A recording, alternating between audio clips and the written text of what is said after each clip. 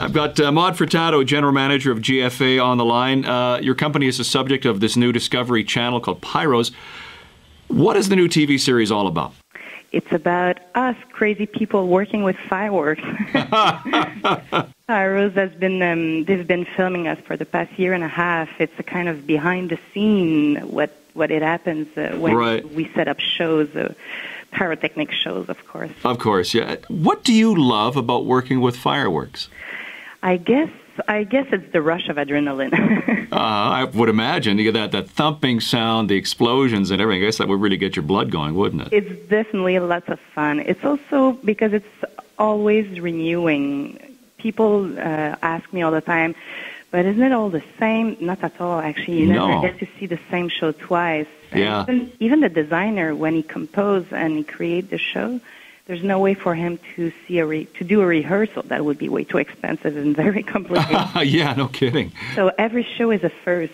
So it's always this excitement. I mean, I would not do that job if I was not excited every time I would see a show. So it's also very very exhausting. So you need to be passionate about your. I would think. So yeah, it is. How did you get started blowing stuff up? Yeah, no, I was this crazy kid. No. I guess it's kind of weird in this industry. It's all people connect to some other people, because in the end you're working in a team, a close team, and you have to trust all the members of your team, because your life relies not only on what you're going to do, but how the other are dealing with the fireworks, if they're manipulating them properly and doing the right thing. Right. So the trust is a very important value in the business.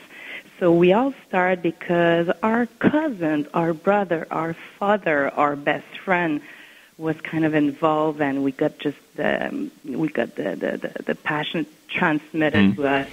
So in my case, personally, my father was in the show business, and he created that super amazing fireworks competition in La Ronde, which is an amusement park in Montreal, 27 years ago, I think. Right. And you just followed along in the footsteps. You thought, this is cool. Can I blow something up too, Dad? Yeah.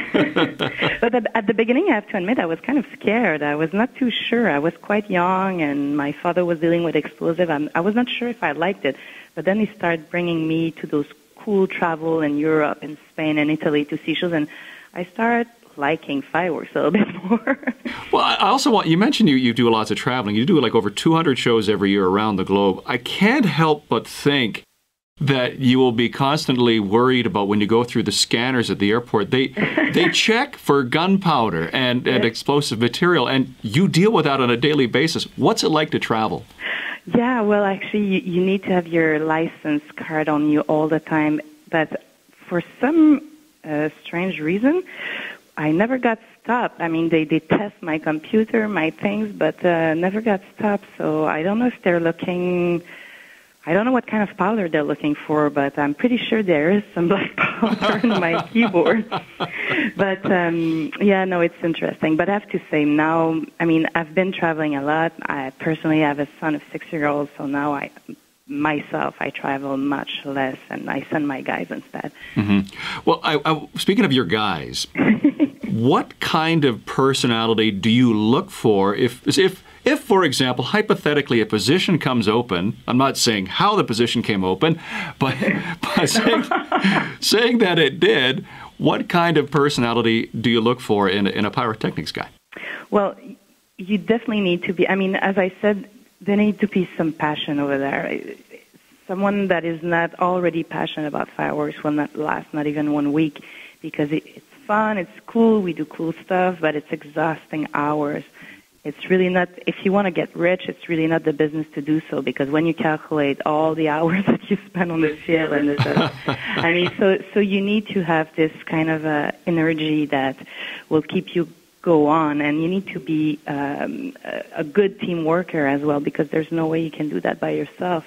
As I said, trust is absolutely I would say the main value. So you need the connection. And you're dealing with explosive material as well, too. So obviously, attention to detail is high on that list. You know, someone lunatic? That's not exactly what we're looking for.